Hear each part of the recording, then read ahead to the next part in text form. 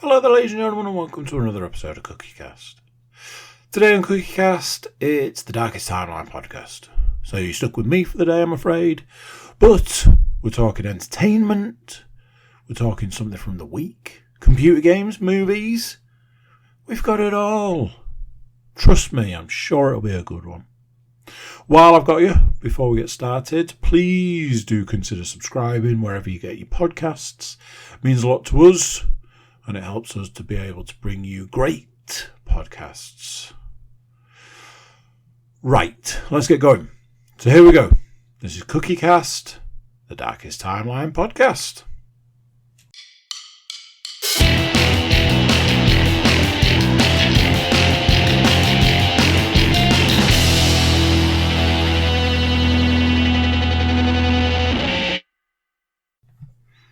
Hello.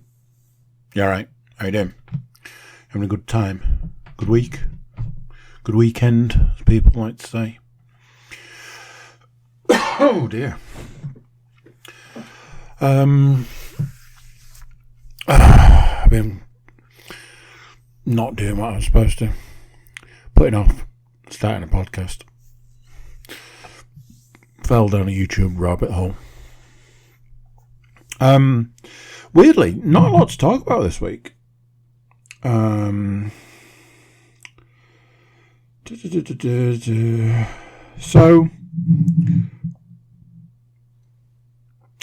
although maybe I'll have to look something up for a bit more context. We'll see. It's been one of those weeks where not a lot to discuss, not a lot's happened, but lots of entertainment stuff. So, depends what you're here for, really, doesn't it? But let's get into it. Back end of last week, sort of coming out of the old virus quarantine. And then was informed that my middle daughter had the virus.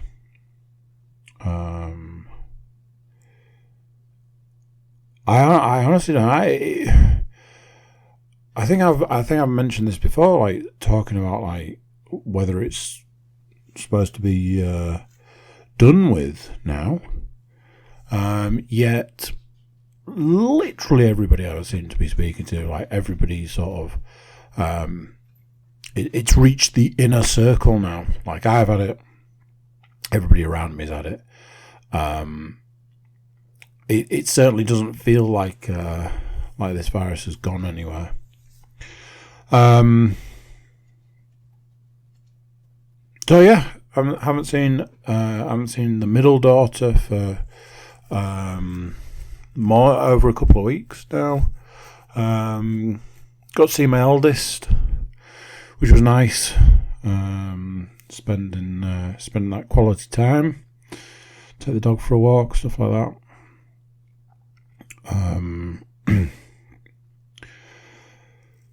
So yeah,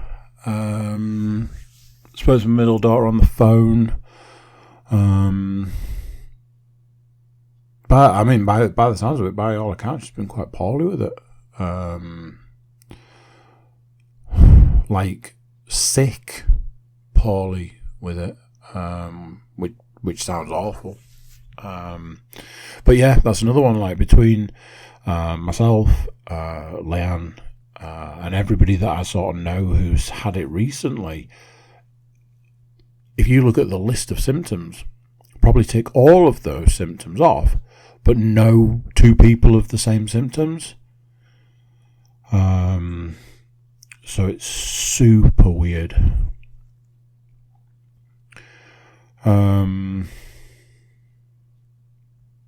Yeah, got to do a variety of other things over the weekend, which we'll discuss shortly. But yeah, it's not the same. It's not the same when we're all not together. One of the things I did, so I wonder if I can quickly Google it. Let me make sure I'm actually still recording. Okay, that seems to be looking like recording. Although, did that go quiet for a second? Right. Okay. Let's work on the principle it's still recording.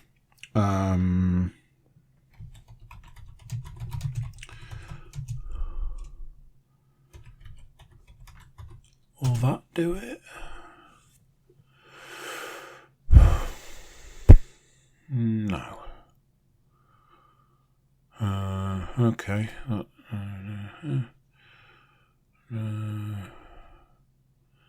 No.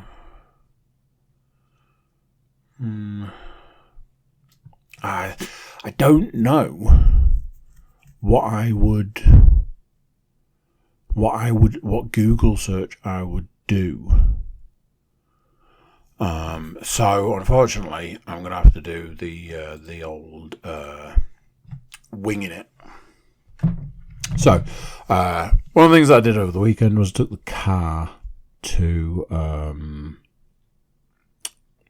get some diesel. I've been putting it off.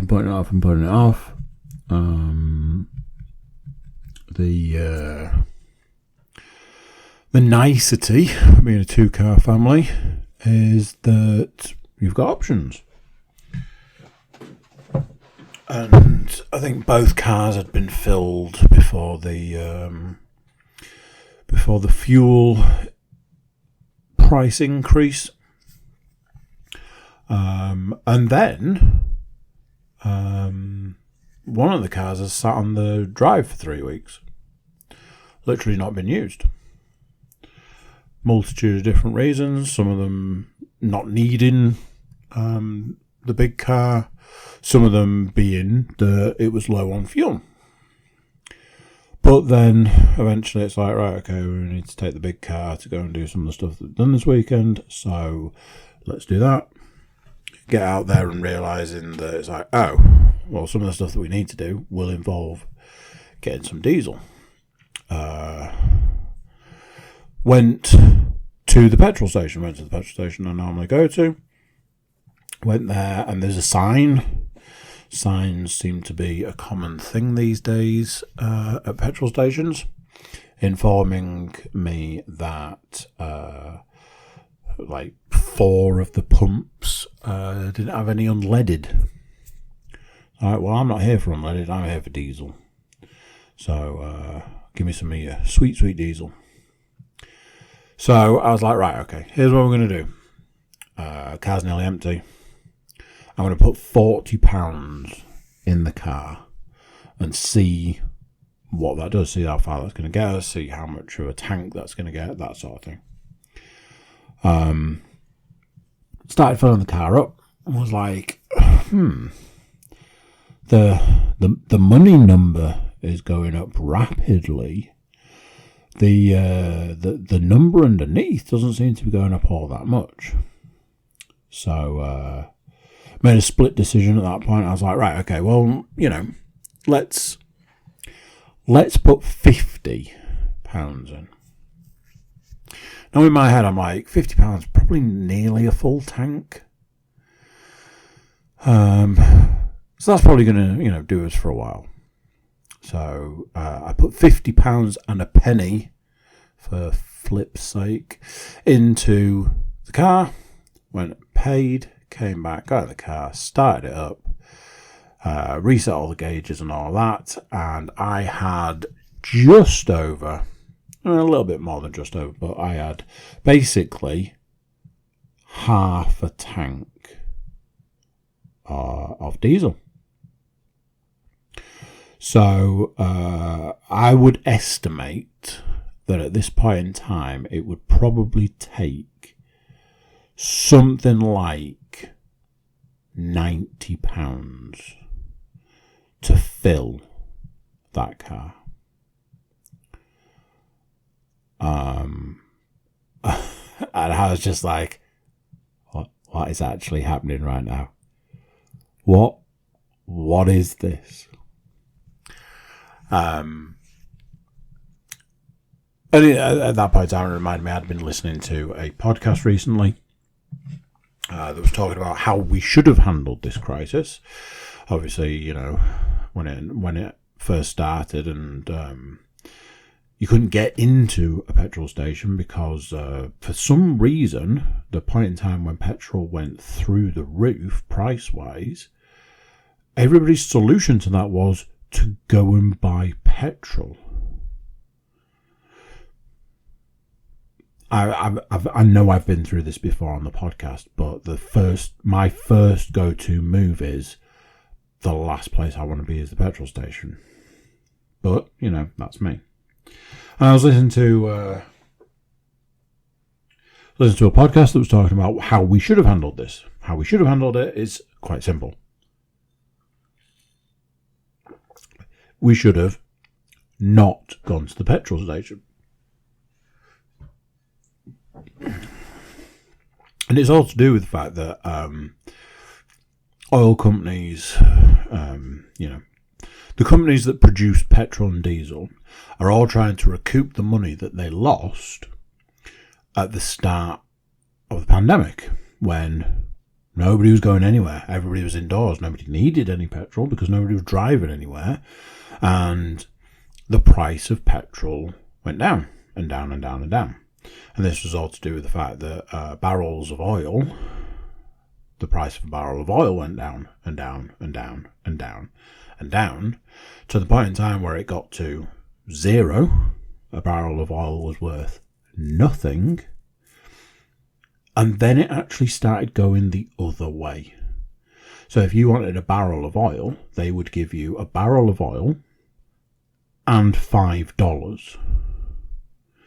When I'd heard about this originally, I heard about this being an American thing, so they were talking about it in dollars. And I think it reached a point where it was, if you wanted a barrel of oil, you could have a barrel of oil and they would give you $10 to take that barrel of oil away. And this is the reason that petrol and diesel is so expensive now. Because the oil companies and the companies that produce petrol, diesel, all of that, are trying to recoup the money that they lost at that point in time. So the solution to this would have been to not go to the petrol station. If nobody needs any petrol or diesel or whatever, the exact same situation would have happened. Rather than it being a ridiculous amount of money to buy petrol and diesel, it would have actually been cheaper. So when the prices went through the roof, what people should have said is, I don't need it. And I was listening to this podcast that was saying what we should be doing is, if you and your neighbour are going to the same place, share a car. If you're going somewhere and that distance is cyclable, get on your bike. If you were just nipping to the shops for a look, stay at home. But obviously that's not what people did. What people did was, oh no, the price of petrol and diesel's gone up, I best go and get some. Feeding into the exact thing that these companies wanted you to do. Now I know what you're thinking. At this point in time, you're thinking, didn't you just go to the petrol station? Yes, I needed to. The car was basically running on fumes. And I'll tell you this much. That car's going to sit on the drive for a couple of weeks now. Because that diesel that's sitting in it costs too much to use it. So car's not going to be going anywhere. It's quite baffling. It's bonkers. Had the revised energy bill. Because of the energy price increase, we're going to increase your monthly direct debit. It's going to now be twice as much. That is not an exaggeration. It's going to be twice as much. Oh, okay. That sounds like an amazing idea. I'm at a loss at this point in time. I honestly do not know what is going on. I'm at a loss. I'm already thinking, and have been for weeks, what things I can just go without. It's like, do I really need to turn this machine on? Do I really need to use this thing? I've already started cutting down on the water that I use again. So, yeah, as I keep saying, going to start living in that kind of world. Can't use anything, can't go anywhere, can't do anything. All because it just costs too much money. That is actually it. That's all I've got to talk about this week. Like I say, we're still kind of quarantining through up till sort of the back end of last week. And then, it was a weekend. But I've been doing some sort of entertainment type things. Only small amounts. Been watching some stand-up, some new, some old.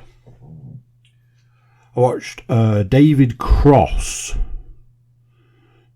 stand-up special, and it's called Oh Come On.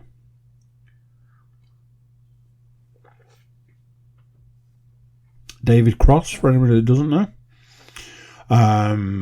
Probably one of his most famous roles was Tobias in Arrested Development. He was in Pitch Perfect 2. He is part of the comedy duo.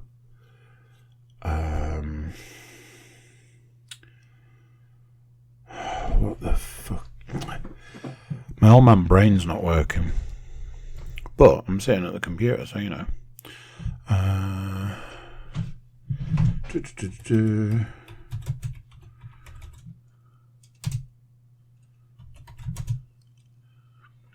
Yeah.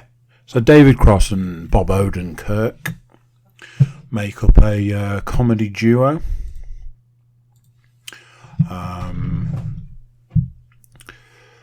But stand-up comedian. Recently listened to a podcast where he was on, and he was talking about his stand-up. And it's one of those things that I've been aware of his stand-up, but never actually really checked it out. But he was telling this quite long, quite interesting, quite entertaining story about his stand-up. And it made me, it piqued my interest. So I was like, oh, when I get an opportunity, when I get a chance, I'll try and check some out. That happened. So I was like, right, I'm going to give this a go. And I was not disappointed. I will say this now. Very dark. Very dark. One of those things that I'm a big believer in stand-up. I'm a big believer in the right to be able to do stand-up, say certain things. Jokes are supposed to be taken in a particular way or not, depending. And I believe that there is a certain amount of rights that go with stand-up. And I don't like when those rights are sort of stifled. But even I, it's one of those, even I have my limits. How do I word it? A white man saying the N word always is going to set me off, even when I believe in the freedom of speech of stand-up comedy. There is a there is an F word, and in case you're wondering, it's not fuck. So there is an F word that I don't like to hear being said. So when that word comes up in any given situation, I'm not a fan of it, even though, again, I can see it's like pushing the boundary of the freedom of speech of stand-up comedy. And even for me, sometimes I do wonder whether it maybe crosses the line. Outside of that, a lot of the stuff that he does is very dark. I do enjoy the darker side of comedy. I did attempt to watch one of his other specials, because I think I might be selling this one down the river, in the sense that I think some of the stuff that I've just said that I'm not a huge fan of might have been in his other special that I attempted to watch, but my head wasn't really in it. I don't think it was a comment on the stand-up itself. I don't think I was really I don't think my head was really in the game. Anyway, if you like stand-up comedy, you like dark stand-up comedy that makes you go and then laugh, this could be the stand-up comedy for you. So that's David Cross. Oh, come on. Speaking of stand-up, as we know, I'm sure by now anybody that's listened to this podcast for more than 2 minutes can tell you who some of my favourite stand-up comedians are. And every now and then I do like a watch through. I'll watch all of Bill Burr's, I'll watch all of Bert's, all of Tom's, Bert Kreischer, Tom Segura for the. Every now and then I'll dip into the Joe Rogan stuff. So it's one of those things, a lot of the time you need to be in the mood, and it's one of those things I often feel stand-up comedy, you can watch it a lot, but after a while it kind of starts to lose something because you've seen it so many times. So I try not to watch it too much. As we all know, I like to watch a particular Richard Pryor one once a year whilst wrapping Christmas presents. That sort of thing.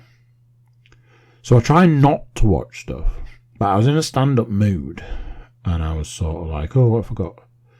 And I noticed that I'd started watching Tom Segura's most recent, not recent, but his last stand-up special, Ball Hog.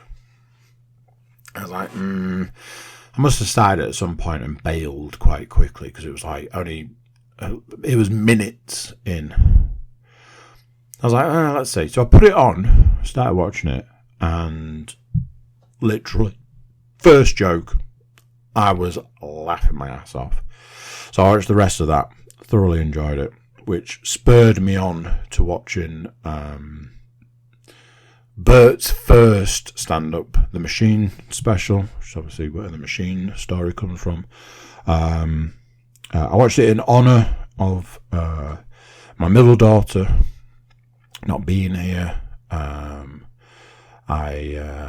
did that because there's a joke in there that me and her do to each other,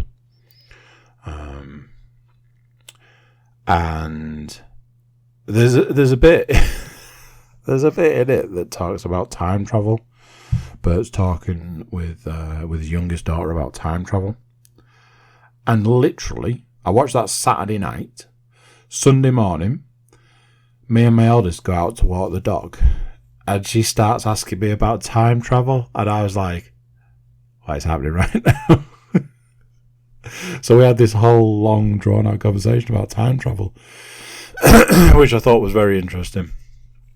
I then came home and informed Leanne that me and my eldest had a conversation about time travel, and then started doing the time travel bit from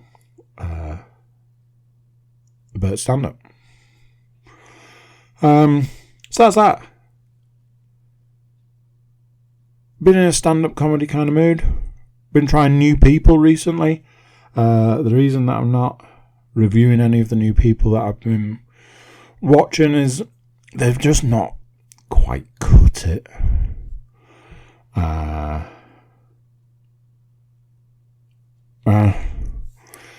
Some people do it for me and some people don't. I think that's the same for everyone when it comes to comedy. So yeah, don't know what to tell you on that one. Let's talk movies. 9. I've got something stuck in a tooth. 1 second. Oh, there we go. Got it. So, talking movies here. What I'm going to do is I'm going to talk to you a little bit about some movies that I've watched. I'm going to talk to you a bit more about a movie I went to see at the cinema. So,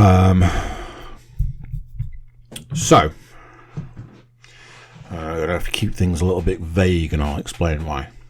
I recently watched through the Marvel films. It was... I did it in honour of the family member that I lost. For reasons which will remain. But it was suggested that I should also watch the Star Wars movies. Now, there's a problem with that suggestion. And that problem is that the Star Wars movies are garbage. Now, obviously, I am not talking about the middle three. Oh, no. I'm talking about the prequels and the sequels. The prequels are hands down some of the worst films ever made. And the sequels are just awful. The reason I'm not really going to talk about them too much now is because I'm trying to sort a bit of a podcast. I've got a couple of people in mind who might want to join me on this podcast. And I want to get like a bit of a debate kind of thing going, where I debate with a couple of people about whether they are, in fact, the worst films ever made. So you've got things like The Phantom Menace is hands down possibly the worst film ever. And like I say, I'll have to go through that in greater detail. It's things like the kid that they got to play Anakin Skywalker is awful. It's like, I'm sure at the time there was something like, I think they went through hundreds of thousands of people for that role. It's like, and this was the best that you could come up with? Here we go. Again, I'm sat at the computer. Let's see if we can find out. Because I might be talking nonsense. How many people auditioned for Anakin?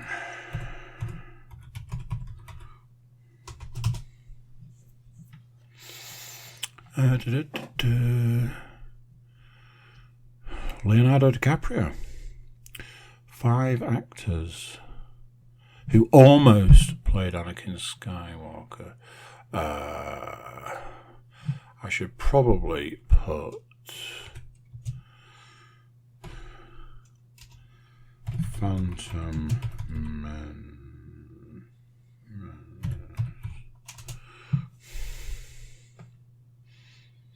I don't want to know about Hayden Christensen. I want to know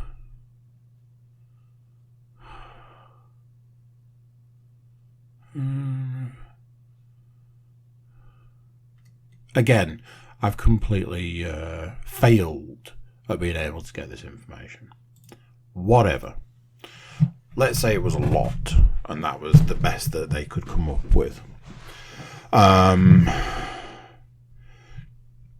I've said this for years and years and years and years and years. Ewan McGregor is truly atrocious in those films. Throughout, I've been saying, like, do you suppose if he'd have just tried to play the role rather than trying to play Alec Guinness, whether it would have been better? He's awful. I also think that this was probably the beginning of the end for him, because everything I've seen him in since, he has been terrible in.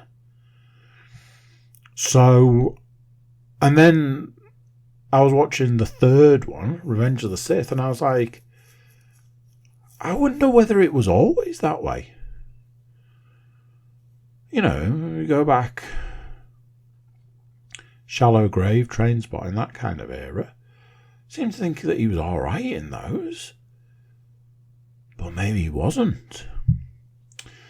So, question, ladies and gentlemen. Is Phantom Menace the worst film ever made? Answers on a postcard. Attack of the Clones is just garbage.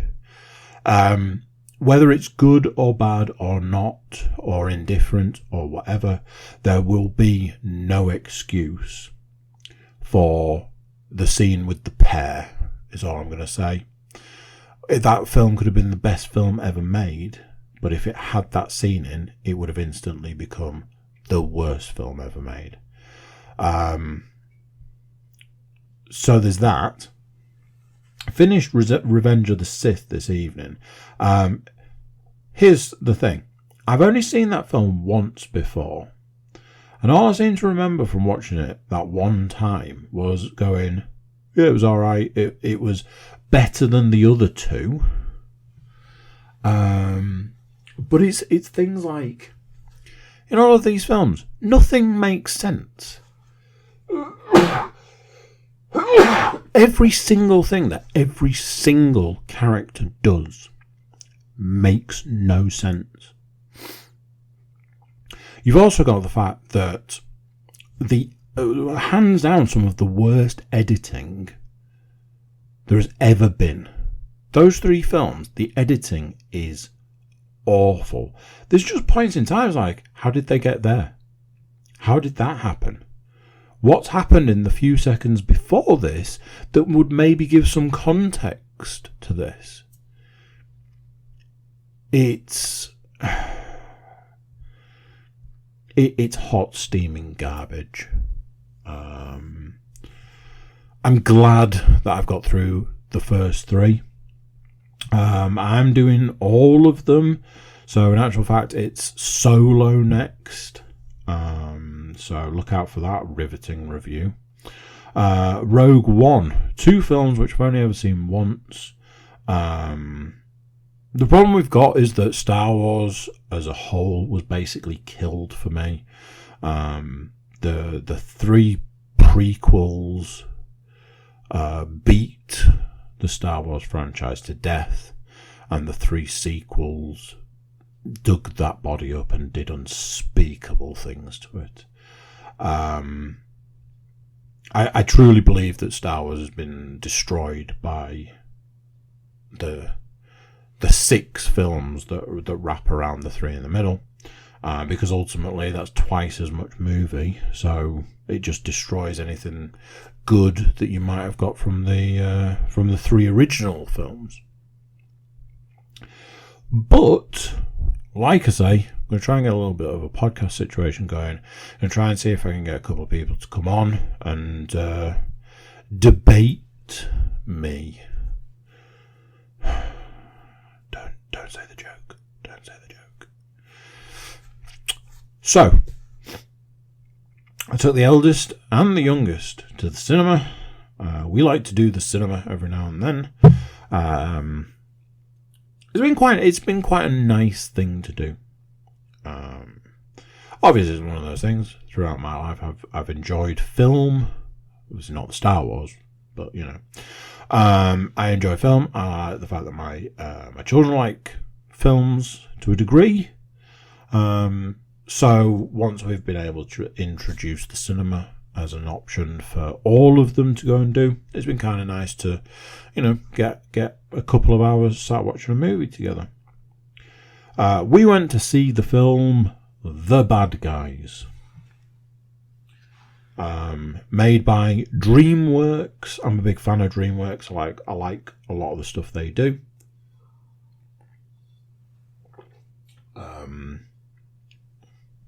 It's a CG animated movie. It's hard to explain the world because the bad guys are like a wolf, a shark, a piranha, a tarantula, and a snake. So they're like these humanoid, is it? But then everybody else in the world, not everybody, but nearly everybody else in the world is human. And then there's a fox character and a guinea pig. So we'd seen a couple of trailers and everybody was very much on board to go and see this film. It was a shame that the middle daughter couldn't get to see it, but I'll make sure that she gets to see it. Either I will take her to the cinema and she can watch it, or I'll rent it or something when it comes out. So, The Bad Guys. It was really good. It was very enjoyable. It's got an amazing voice cast. Sam Rockwell, Mark Maron. He seems to be doing a lot these days, and I like that fact. Craig Robinson, Aquafina. She's doing a lot of voice work. Oh yeah, that's something. I didn't recognise the name of the guy who was doing the voice of the piranha. Hey, guess what? I'm sat at the computer. I can look it up. Man, I bet you'll love this. IMDb. Was Robert Downey Jr.'s birthday? Bad Guys. Oh no, I've pressed the wrong thing. What have I done? I've managed to get into the code behind IMDb. That's good, isn't it? Right. Stars. Here we go. More stars. Piranha. Who is this guy? Piranha was voiced by Anthony Ramos.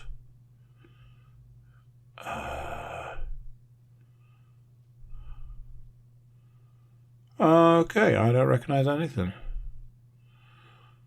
He seems to do some musicals. In the Heights, Hamilton, A Star Is Born.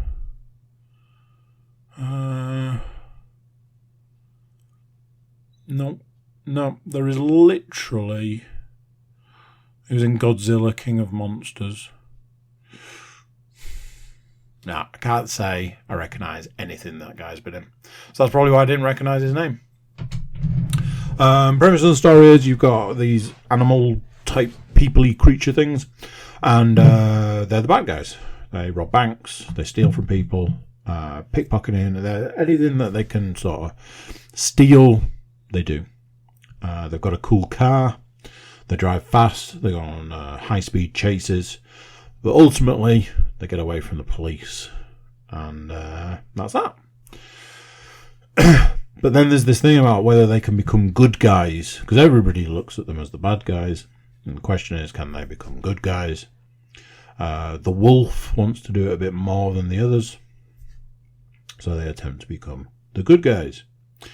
A few twists and turns in there. Yes. Won't spoil anything, but there are some twists and turns. Unfortunately for me, I'm being the supposed adult in this situation. I did see those twists and turns coming from a mile off. I don't know if that's just me. I'm not saying I'm not exactly the smartest tool in the box, but I can spot a plot twist coming from a mile away. However, all in all, very good film, very enjoyable. If you've got kids, definitely take them to see it, or rent it when it comes out, buy it when it comes out. If you are just somebody who enjoys a a good film, give it a whirl. One thing I will say, and this, I don't know how this is going to sound. One thing I will say was, this film was very much made by its voice cast. I like Sam Rockwell. I like Mark Maron. Awkwafina's got that great voice. Craig Robinson, all of these guys are really good voices. And the film, in a weird way, was kind of built on those sort of great voices. So yeah, really good. I really enjoyed it. Like I say, there's been a few good films that we've been to see, which is good. Every now and then you get a not so great one. As long as the kids enjoy it, that's fine. Talk some computer games. Now then, something I want to address. I've been talking recently about VR now. As some of you long times will know, I used to talk a lot about VR, and I don't anymore. I want to address why that is. The last time I used the VR, the dog kicked me in the balls. And I didn't know it was going to happen. And yeah, that kind of put me off the whole thing. So I was working on the principle that when I get the new entertainment studio, podcast studio, game studio, cinema, when I get all that put in, which is soon now, I was like, I'll be able to go back to VRing. Realised in my haste that part of the whole, hey, I'll have this whole new entertainment area. The idea was that I was going to take the dog with me when I go in there. So recently I've been thinking that maybe I need to find a different way of being able to get back to VR, because I really miss it. It was a big part of my my gaming, and I do miss it a lot. Weirdly, having been watching all this Star Wars, I've been actually fancy playing the Star Wars VR games. So watch this space. However, instead of talking VR, we are going to talk some console games. And the console game in question is Horizon Forbidden West. I think I'd maybe started talking about this last time. I don't know what to say about this game. I started off playing it and it wasn't doing it for me. Something that is a real issue for me with this game is there's a lot of padding, and you can tell that it's padding. It's not, we want to further the story. We want you to really feel invested with these characters. It is literally, we knew we didn't have enough game, so we just padded it out with pointless talking. On average, conversations with people probably take about 20 minutes. Again, that is not an exaggeration. Do you know how I know that? Because I skip every single word of it, and it still takes 5 minutes to get through. Again, not an exaggeration. You've also got the fact that it's got to the point now that I've started skipping cutscenes, because you can tell when a cutscene is going to be nothing but talking. There's no action. You're not missing any action. It's just talking. I've started skipping those as well. And do you know how much I've missed of the story so far? None of it, because none of it matters. It doesn't add anything to the game. It's like, let's talk about this background and this lore and this whatever. I don't care. I don't need this. You've got no pacing in this game, because every 2 minutes you're having to stop for a 20-minute conversation.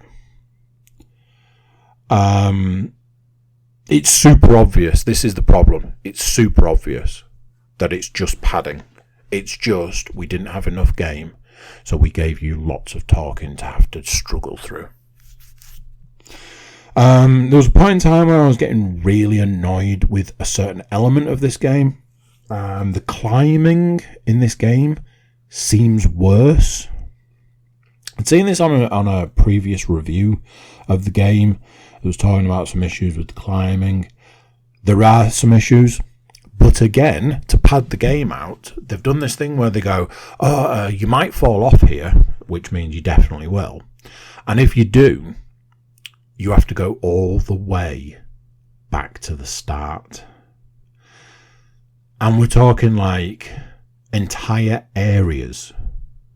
Oh, you've got to go all the way back to the start of the area. It's like, no, you don't. That's not how games work. Games work. If you fall off, there's a quick and easy way to get back up.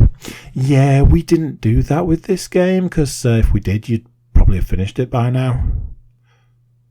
All right. So one evening, I rage quit because I fell off something that there was absolutely no way I was not going to fall off it. And it was like, oh, you need to go back to the start of the level to climb back up. And I was just like, no, I don't. And I just turned it off. That was a few days ago. Since then, the game feels like it's changed. It feels very much like it's been built in sort of stages. And I think they probably realised quite early on that the way they were making the game wasn't sustainable and people wouldn't play it. So you get to a point where it's like, all right, okay, so what we need you to do is go to these variety of different areas to collect these things, to bring them back here to make a thing. Can you do that? Like, yeah, that sounds all right. It's like, cool. Obviously, every time you get to wherever you're going, it changes. You've got to do something else than what you think you've got to do. But it's kind of okay and it's kind of fine. And the game has taken a turn and it's made it that little bit better. As long as you can ignore all the talking that you don't care about.